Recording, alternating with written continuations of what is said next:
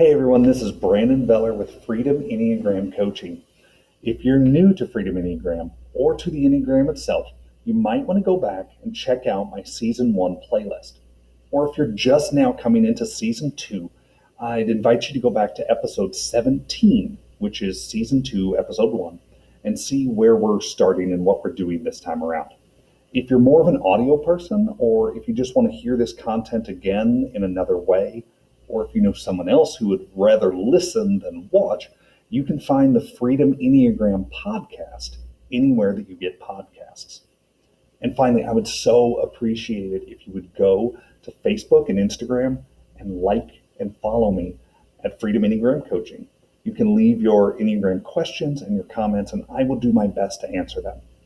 I am so happy that you are watching today and that I get to talk to you about the Enneagram.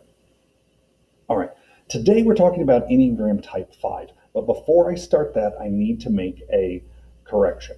Last episode, when we were talking about Type 4, I said that a Type 4 in, how did I say it wrong? I said that in a Type 4 would take on characteristics of a Type 5 in health. I meant it would take on characteristics of a Type 1, okay? So the Enneagram is connected with these lines and arrows. The lines and arrows for a 4 connected to a Type 2 in stress and a Type 1 in health. So I misspoke. I wanted to clarify that right away. All right, so on to Type 5. I'm going to be going through some typical traits and characteristics of the Type 5, but that does not mean that every Type 5 will necessarily have that and look the exact same. So if you're a 5, or if you think you might be, or if you know a 5, and some of these things don't fit, they don't line up, that's okay. Every 5 won't have the exact same set of traits and characteristics, but pay attention to the core motivations. Okay, let's get started. Marilyn Vansel calls the Type 5 a reflection of God's wisdom and truth. 5s have this need to perceive and to know, which compels them to search. They're searching for keys, we'll say, that will unlock this truth and give them a sense of competence and assurance. They believe that I will be safe and self-sufficient if I am perceptive and well-informed. They connect their actual safety and their ability to live with their ability to think and how much knowledge they have. So Type 5 is part of the head, or the thinking triad. The types in this triad, which are the 5, 6, and 7, will generally think and plan before they act, and definitely before they feel. They focus on finding certainty and safety, or finding multiple options so that they're not limited and they don't have to deal with pain. Anxiety and mental activity are central experiences for these head triad types, and their dominant emotion is fear. Type 5s tend to retreat inwardly to this safe space in their own minds. The outside world can be overwhelming, but inside, in their inner worlds, they can find peace and they can be confident. 5s fear that they don't have the ability or the capacity to cope with the outside world. So they deal with that fear by withdrawing. 5s tend to be independent, curious, insightful, perceptive people. They know things and they're good at what they do. 5s can also tend to be emotionally distant and detached. So this doesn't mean that they're robots. It just means that they aren't going to be that lovey-dovey necessarily, that lovey-dovey person like a Type 2 might be. Relationships and connections are still very important, but they go about it in a much different way. 5s want to be capable and competent. This is their core drive. They want to have enough and to know enough and to be enough. You see, their core fear is that they won't have enough or know enough, and that they won't be enough. They struggle with this inner sense of emptiness. They don't, or they won't, have enough in them to meet the needs of others. This is what they believe. So since they won't be able to meet these others' needs, they withdraw as a way to protect themselves. Now, if they pull back, now they won't have these pressures from other people put on them. Fives are able to detach themselves from their emotions and to think through things rationally and objectively. And as a type 2, I envy that in the type 5.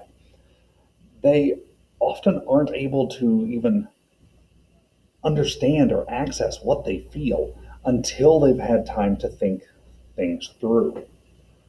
Fives tend to be very private people. They have limited social energy. I've seen them compared to having batteries. And so if a normal person's battery, social battery, can go up to 100%, all right? Just think of your phone. It works better when it's at a 100, right? A normal person might have a battery that starts at 100 and can go from there. A 5 social battery might start at 40. So they're starting with less energy, with less ability to deal with social things, with people, with these pressures put on them from the outside. They need time alone to be able to think and to learn and to prepare. And that time alone is crucial to them. And they believe to their very survival. They deal with this fear in that they believe that they're not going to be able to do something because they won't know enough. And it can get to the point that they even believe that if they have to give more and do more to work with other people, to deal with those pressures put on them, that all that they have is going to be used up. So it's not even just a fear of, I'm going to be inconvenienced, or it's a fear of not knowing or being able to, but it's also a fear of, if I only have this much and I have to give it to you, I'm not going to have anything left for me, and then that's going to destroy me. If you look at an Enneagram diagram, which you can Google Enneagram diagram, you'll see hundreds immediately. The 5s are in between type 4 and type 6. So this means that the wings of a type 5 are 4 and 6. So a 5 can be a 5 wing 4 or a 5 wing 6. Just like the wings of a plane or a bird are directly to the side of it, the wings on the Enneagram are the numbers directly to the side of that main type. So if you take a test or you talk to someone that says, yeah, I'm a 5 with a 1 wing, or I'm a 5 wing 9, either the test is incorrect or the person doesn't fully understand the Enneagram and how the wings work. Okay, so the wings can only be the 2 numbers on either side of that main type. A 5 with a 4 wing has the main type in the head triad, but the dominant wing in the heart triad. So they tend to be more creative and sensitive and empathetic. The detached nature of the 5 is softened and more in touch with their emotions because of that 4 wing. A 5 with a 6 wing has both the main type and dominant wing in the head triad. They tend to be more extroverted, more loyal and anxious and skeptical and cautious, which next week when we talk about the 6, that will line up, because most of those are traits of a type 6.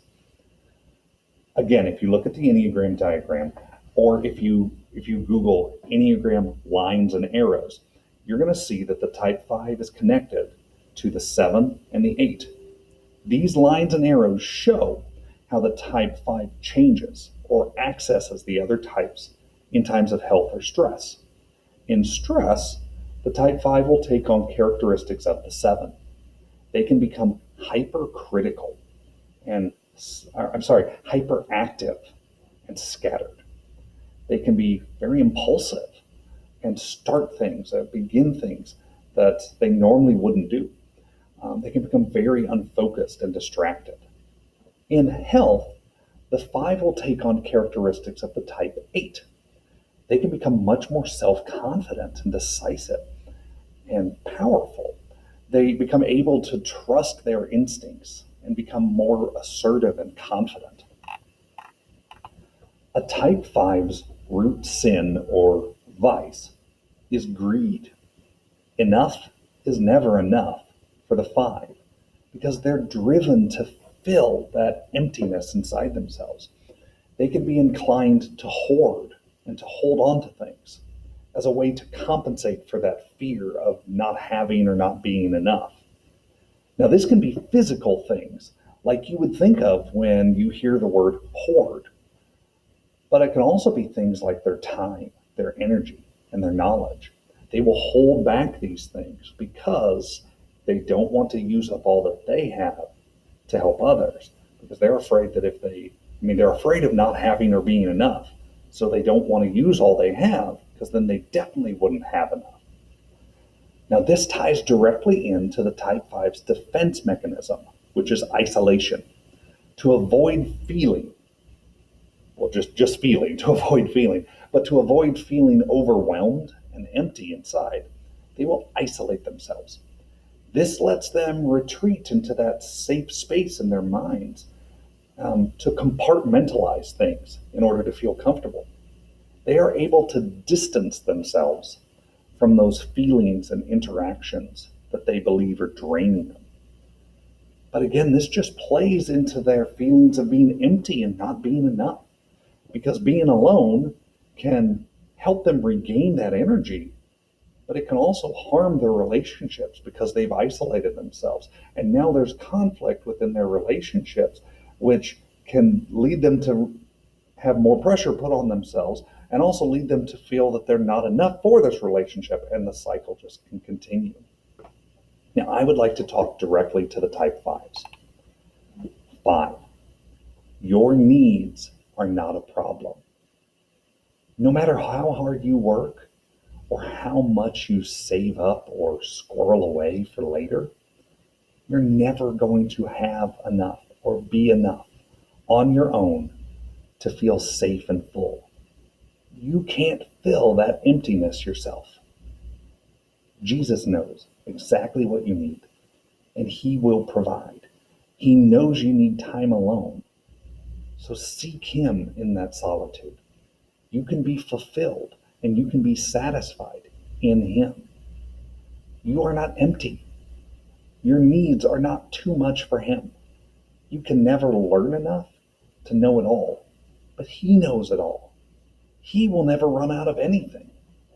You don't have to keep all of your resources because his well will never run dry. I want to thank everyone for watching today. I appreciate your time, your attention, your comments. Make sure to subscribe here and then go follow me on Facebook and Instagram. Share this video.